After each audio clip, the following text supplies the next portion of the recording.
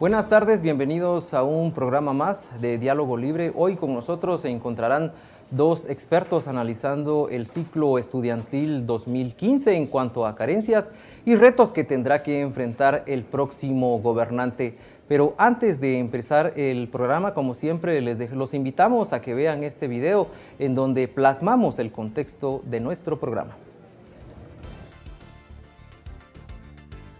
A pocas semanas de que concluya el ciclo escolar 2015, en el sector público para algunos analistas el panorama como otros años ha sido complicado debido a las constantes demandas de mejoras laborales de los maestros y la falta de infraestructura adecuada para los alumnos. El proceso electoral dejó ver varios centros educativos con carencias que, según los docentes, es una problemática que ha persistido en diferentes administraciones sin que se busque una solución. La falta de sanitarios adecuados, instalaciones eléctricas deficientes, pupitres dañados y filtraciones de agua fueron las principales deficiencias que señalaron los maestros en los planteles educativos públicos que sirvieron como centros de votación. Semanas atrás, la ministra de Educación, Cintia del Águila, presentó su renuncia al argumentar incomodidad en cuanto a la crisis política que atravesaba el país por los señalamientos en contra del entonces presidente Otto Pérez Molina. Para sustituir a del Águila se nombró a Eligio Sic, quien anteriormente fungía como viceministro de esa dependencia. Analistas consideran que el tema de educación estará lleno de retos para el próximo gobernante, debido a las constantes demandas magisteriales que siguen desembocando en protestas.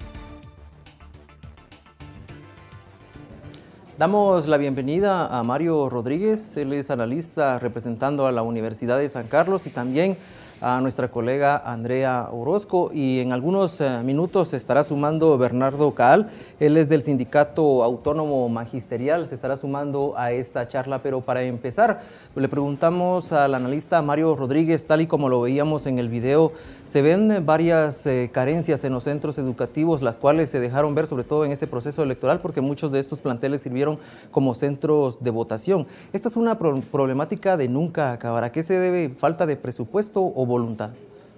Ambas cosas. Yo creo que es un problema estructural.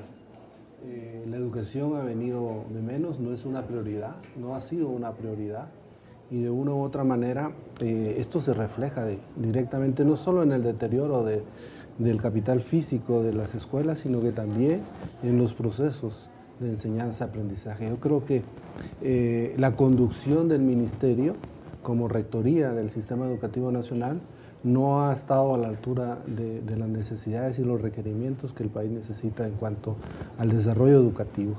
Y estamos terminando un año como lo comenzamos, con mucha incertidumbre. Así iniciamos y así estamos terminando. Entonces vemos las dos, ¿no? Falta de recursos y falta de voluntad política. En el próximo gobierno, ¿cuál debería ser la prioridad? Porque, pues, digamos, por el momento, el primer año de gobierno lo van a pasar, creemos, con el mismo presupuesto, depende del Congreso hasta este momento, pero ¿no podría ser algún tipo de modificación concreta en cuanto a la educación? Mire, el problema fundamental de la educación es la falta de cobertura. Estamos en un proceso de retroceso. Hace unos años llegábamos a tener 96% de cobertura y hoy estamos en 85%. Y si esa tendencia continúa, obviamente estamos hablando de que 15 niños de cada 100 están fuera del proceso de escolarización, y eso es preocupante, eso es un retroceso enorme. Y en esa línea, las políticas educativas deben enfocarse para recuperar la matrícula universal. Todo niño, toda niña, todo joven en edad escolar debe estar en la escuela. No hay otro sitio para ellos. Y ese debe ser el esfuerzo de las nuevas autoridades, independientemente del nivel presupuestario que se tenga. Y entonces, en ese sentido hay que reforzar no solo los programas que capten a los alumnos, sino que también reforzar aquellos que eviten todo el proceso de deserción escolar que se da y la expulsión que el sistema educativo está generando en la actualidad. ¿Y a qué se puede atribuir ese retroceso en la cobertura? ¿Qué hizo este gobierno para perder a esos niños? Bueno, hizo varias cosas, pero le dio más, digamos, más énfasis a la cuestión de calidad educativa. y aún así fracasó, o sea, porque vemos los resultados que no son acordes a lo que el esfuerzo que ameritó implicaba. Sin embargo, estamos hablando de que también no hay interés por aquellos estudiantes que salen de la escuela, que son expulsados del sistema educativo, ni tampoco hay una inversión que permita ampliar la cobertura en zonas rurales, por ejemplo, ¿verdad? Entonces se perdieron las becas, se perdieron las ayudas a las familias, se perdió mucho de estos recursos que estaban destinados a garantizar el acceso a los niños, a las niñas a la escuela, y eso pues se ve reflejado en estas estadísticas. Pero lo más preocupante es la tendencia, que no es de este año ni del año anterior, sino que estamos hablando de una tendencia que ya se viene manifestando de los dos últimos periodos de gobierno, ¿verdad? Entonces, si no frenamos eso, si no, digamos, damos una solución, estamos condenando a muchos niños, a muchas niñas, a un proceso fuera de la escuela. Ahora bien, el tema de la calidad educativa, ¿sí se puede analizar como bien aplicado? Si fue ahí donde se dio énfasis, ¿se puede decir que sí se hizo bien? Bueno, yo no creo que se haya hecho bien. Digamos, de acuerdo a los indicadores, el único que se puede asumir como cumplido en esta política de calidad en este año serían los 180 días de clase, pero el resto sigue habiendo carencias. Estamos hablando que los resultados obtenidos en las pruebas estandarizadas que el propio ministerio hace reflejan el mismo resultado de hace 15 años. Entonces, no hay una voluntad. Yo más pienso que los programas de calidad educativa han sido utilizados como una excusa para hacer modificaciones que no tienen nada que ver con los procesos de mejora de la educación. Es decir, se redujo la cobertura y encima a lo que se enfocaba no se terminó de concretar. Al final lo que están planteando es que la calidad cuesta dinero y que por lo tanto hay que pagarla. Entonces hay un proceso de privatización encubierta del sistema, y eso se ve reflejado, por ejemplo, en nivel básico y diversificado, donde la mayor parte de la oferta educativa es privada. Y entonces se nos ha metido de que la escuela pública tiene deficiencias, que obviamente las tiene, pero que esa situación se usa como una política que todo el mundo está de acuerdo en mejorar la calidad educativa de sus hijos, pero que al final no se refleja en una orientación clara de mejorar ese objetivo. Damos la bienvenida a Bernardo Caal. Él está representando al Sindicato Autónomo Magisterial. Estábamos conversando sobre las carencias que se han evidenciado en el sistema educativo. El licenciado Rodríguez hacía mención de algunas, pero le pregunto a usted, ¿se ha podido también evidenciar algún tipo de logro en la administración de Cintia del Águila, que dejó el cargo hace algunas semanas, o igual comparte el mismo criterio que el licenciado Rodríguez? Pues la verdad, muy buenas tardes. No se ha podido evidenciar, al contrario, creo que se ha tenido un retroceso en el tema educativo en estos 4 años, porque mucha deserción.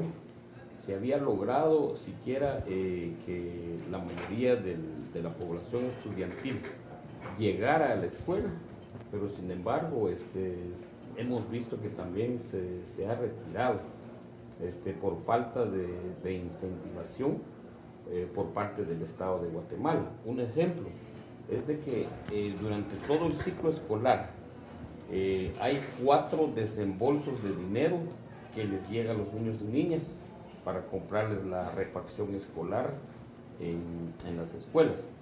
Sin embargo, ya estamos por culminar el ciclo escolar y estos desembolsos únicamente se ha dado en un 50%. Quiere decir que solo 2 desembolsos le han hecho llegar a los comités de escuelas para que los niños puedan tener su refacción. Y ese es un incentivo que han tenido los niños y niñas, especialmente en el área rural, porque si saben que tienen su refacción, tienen su vaso de atol que van a consumir durante el proceso educativo de las 7:30 a 12:30, entonces con muchos deseos asisten los niños y niñas. De lo contrario, la pregunta es ¿qué se va a hacer todo ese dinero? Nosotros lo que le estamos exigiendo al Ministerio de Educación es que entregue todo ese dinero a los padres de familia, los otros 2 desembolsos que hacen falta, o sea el 50%, y que el padre de familia lo reserve para que tengamos un buen inicio del ciclo escolar en el año 2016. Entonces, pero en conclusión, ha sido una debacle, ha sido un fracaso la administración de Cintia del Águila en el Ministerio de Educación. Tenemos que ir a nuestra primera pausa, pero ya regresamos al programa Diálogo Libre.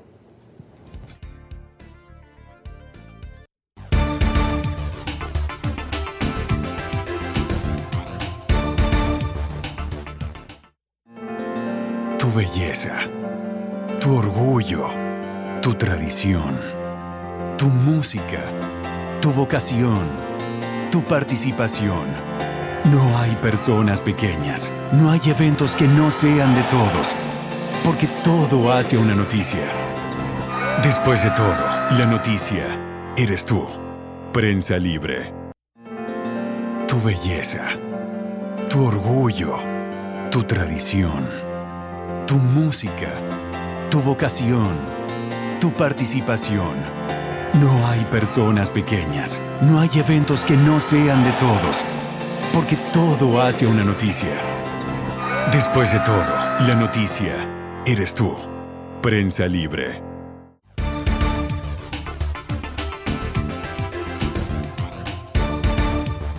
Estamos de regreso en el programa Diálogo Libre. Estamos conversando con Bernardo Caal del Sindicato Autónomo Magisterial y también con el analista representando a la Universidad de San Carlos, Mario Rodríguez. Hay ciertas discrepancias entre el Ministerio de Educación con el sindicato, pero ¿por qué no trabajar en sí en un mismo bloque y por qué es que no se logra un consenso con el ministro de Educación? Creo que sí han logrado algunos acuerdos con el sindicato de Joviel Acevedo, pero ¿por qué no con ustedes?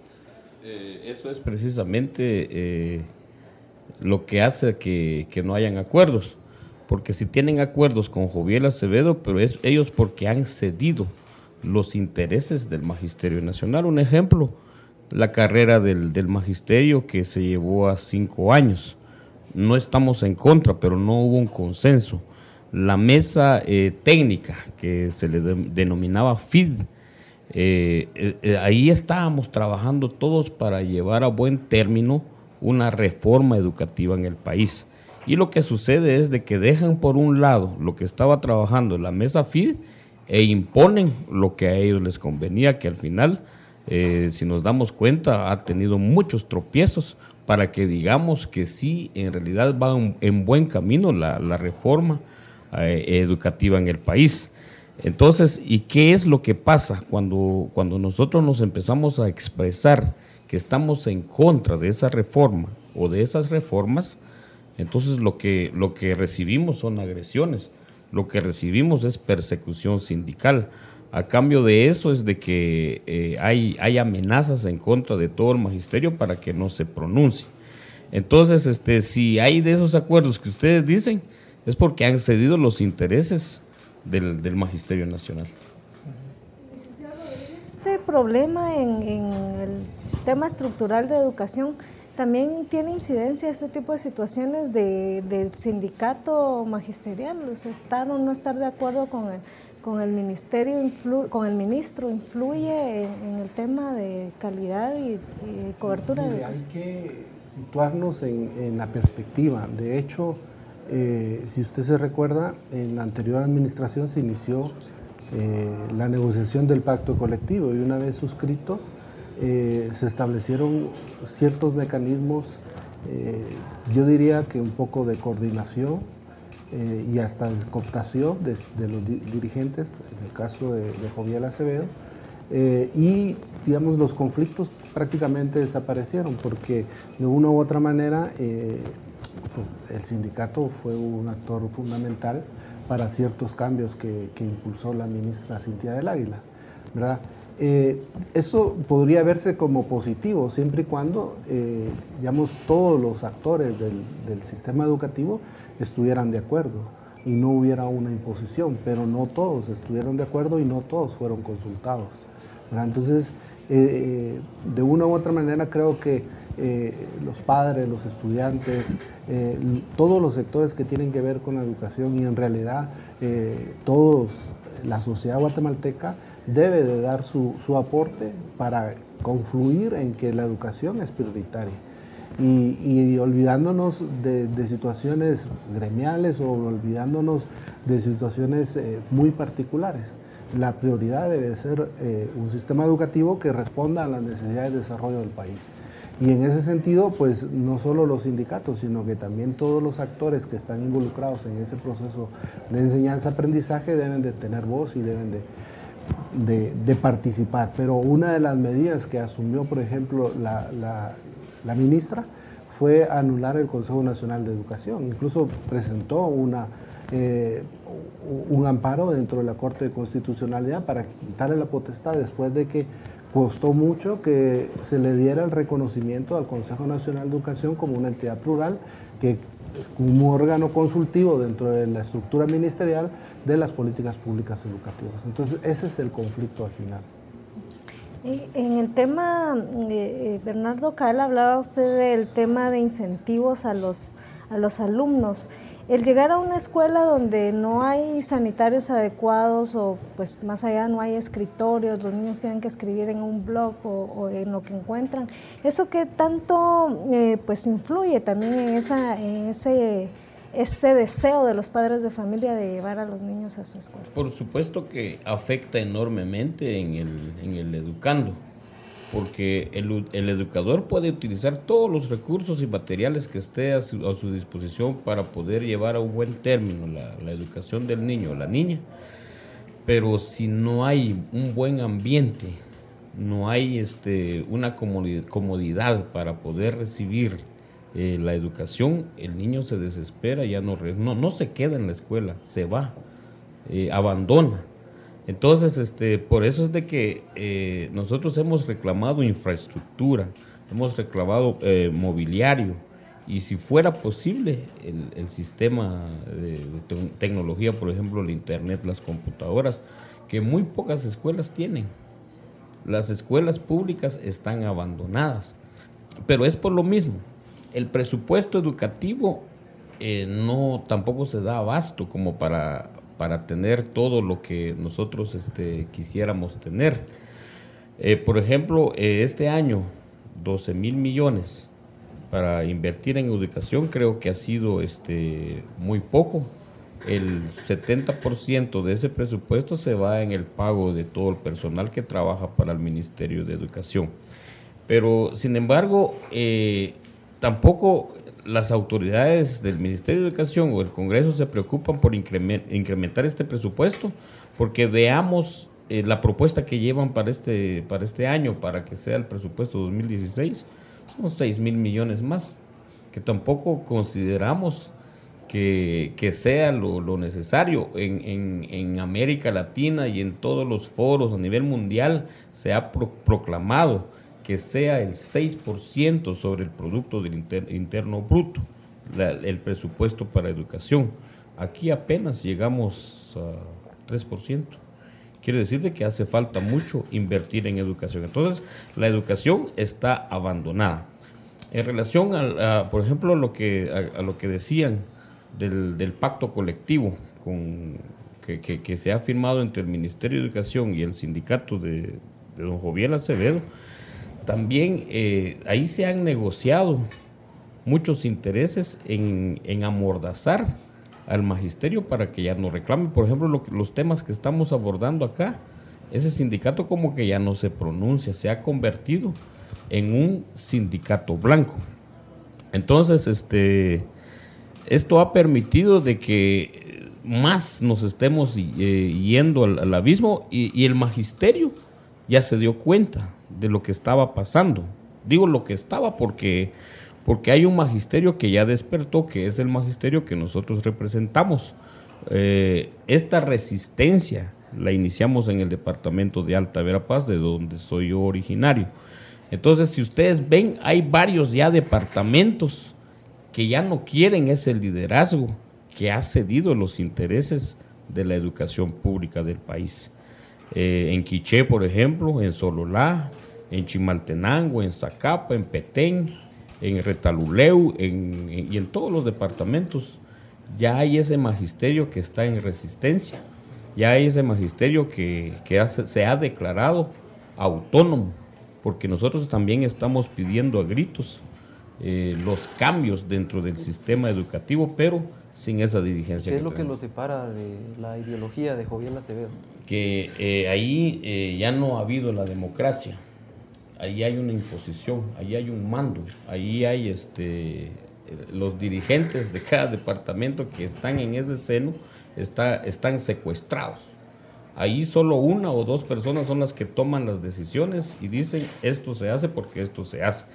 Y si ustedes se dan cuenta, cuando el pueblo empezó a pedir la renuncia de las personas que se veían involucradas en actos de corrupción, que ahorita hay varias que ya se lograron su captura y renuncia Otto Pérez y Roxana Valdetti, ese sindicato, por los mismos compromisos que tenían, salen a la defensa con otros temas, engañan a los maestros para venir a manifestar, coaccionados muchas veces, obligados muchas veces para venir a manifestar, entonces, y presentarse ante el pueblo que en efecto esos dirigentes todavía tienen un caudal de maestros que lo siguen, pero sí en su 90% vienen coaccionados y amenazados. 25,000 maestros tenemos que todos los años tienen que firmar contrato. Ese es el caudal entre el patrono y este sindicato.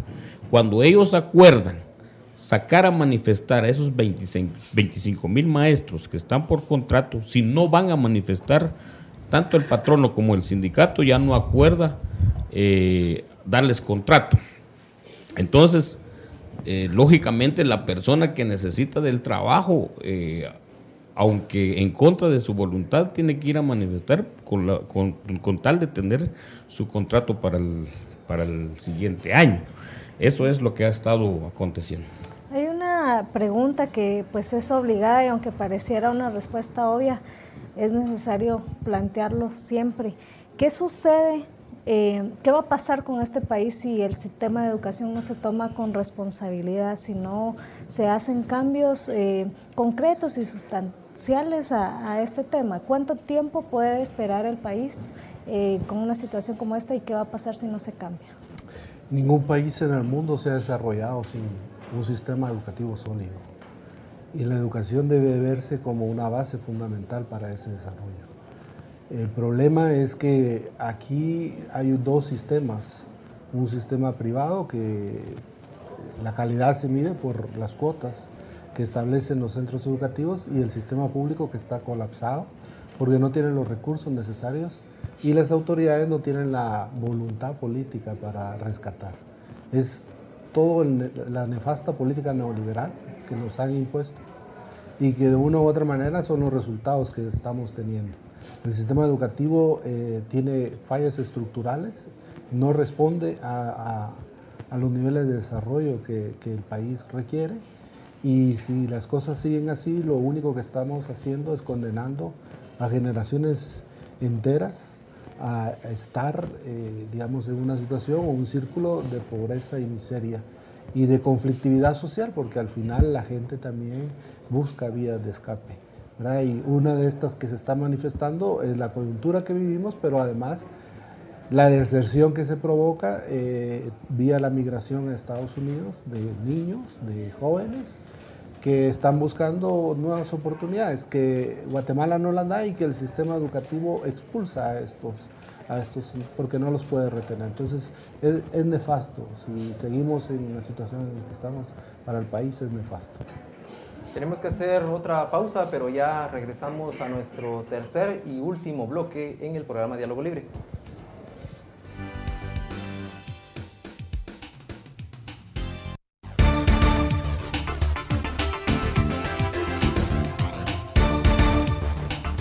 Si ignoras lo que sucede en el país, nunca serás libre. Pero si realmente quieres ser libre, lee, investiga, piensa. Infórmate a la mañana, al mediodía, en el bus. Y si no has empezado o sientes que no es para ti, entiende que ser libre no tiene edad ni condición social. Es por eso que soy prensa, soy libre. Prensa Libre, un periodismo que evoluciona.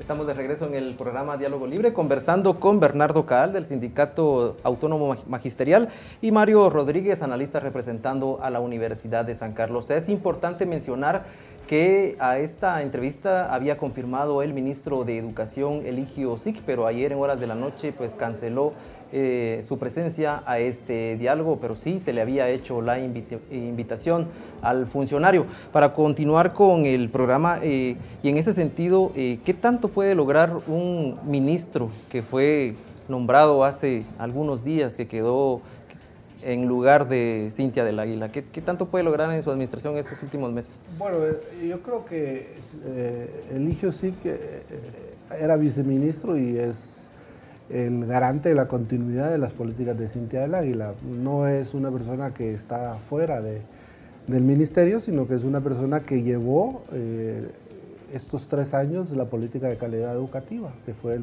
viceministerio que él dirigió, y que por lo tanto me parece que independientemente de la situación en la que se dio, ¿verdad? La renuncia de la licenciada del Águila, creo que era la única opción que tenía con la otra viceministra, la licenciada Segura, pero es una continuidad.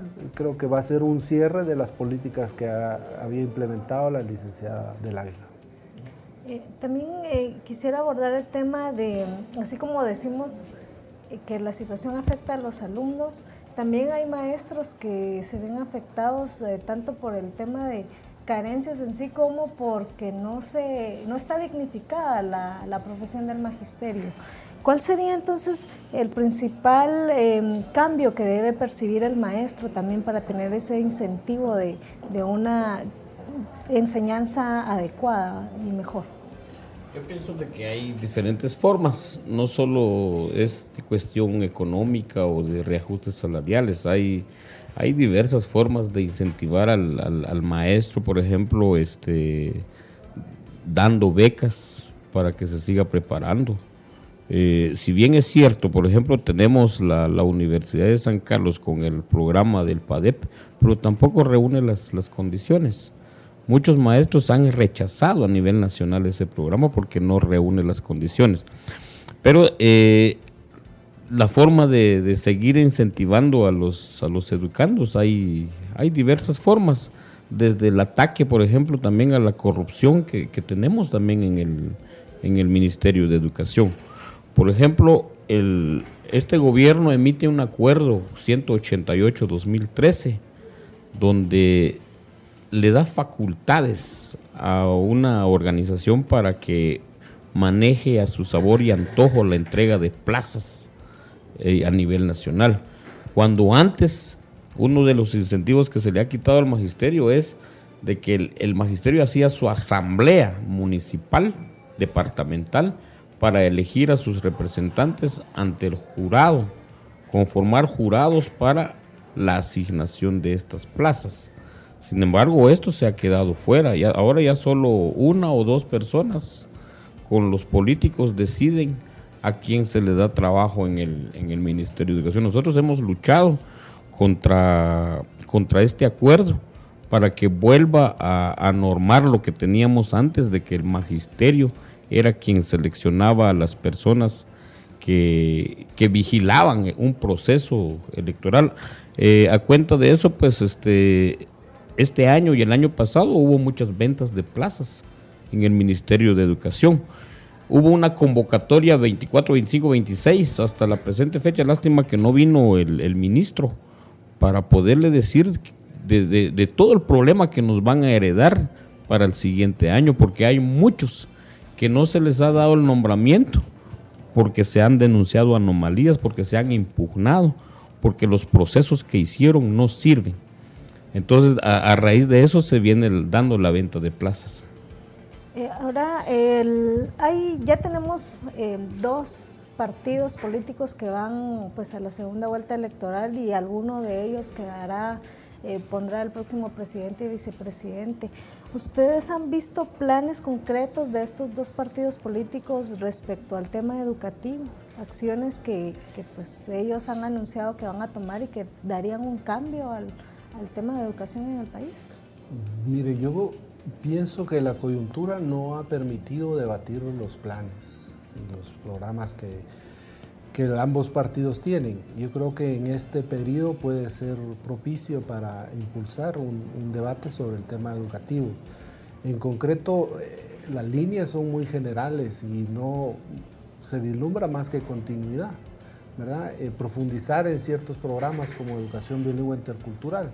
Pero del dicho al hecho hay mucho trecho, porque tenemos que hablar también de una revisión presupuestaria. Si un programa que es importante como educación bilingüe intercultural no tiene recursos, es que no es importante, aunque ellos digan que sí, pero si no tiene recursos no se puede hacer mucho. Entonces yo creo que hay que propiciar un diálogo con ellos sobre el tema educativo, sobre los equipos de trabajo y sobre los planes que van a implementar. Y ahora pues no se sabe mucho, la verdad que ambos, la coyuntura los ha llevado a otros temas, pero el tema educativo en la agenda de los candidatos no es importante.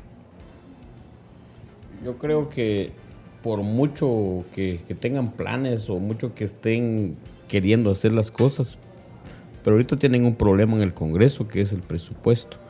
Y esos 2 partidos que van a competir en la segunda vuelta, ninguno de los diputados de ellos está en la comisión para el presupuesto. Son de otros partidos que no sabemos qué es lo que va a pasar. Entonces, podrán tener buenas ideas o buen plan de trabajo, pero sin presupuesto, que es lo que yo decía al inicio, vamos a seguir en las mismas condiciones, y lo que menos les preocupa a los diputados y a los del Ejecutivo es la educación del pueblo. De lo contrario, tuviéramos grandes avances. Las metas del milenio que se han proclamado en otros países, por ejemplo en Senegal hace 20 años, las metas hasta el 2015, Guatemala queda rezagada, es uno de los países que queda rezagado ante estas metas que educación para todos, por ejemplo. Entonces, creo que todos debemos de hacer algo, por ejemplo, hasta de presionar a los diputados que tienen que aprobar nuestro presupuesto, o sea, de los guatemaltecos. Yo no estoy hablando únicamente como maestro. Ya logramos la renuncia del Ejecutivo, ahora vamos por los diputados a que tienen que pasar un presupuesto acorde a las necesidades del pueblo y que se empiece a invertir en educación, que es lo que yo decía del 6%. Bueno, lamentablemente se nos ha acabado el tiempo, pero le damos las gracias a nuestros 2 invitados. Yo lo invito también a que no se desprenda de prensalibre.com, porque a cada momento actualizamos la información. Y recuerde que a las 19 horas también tenemos el noticiero Prensa Libre hoy con lo más relevante en el plano nacional e internacional. Pase feliz tarde.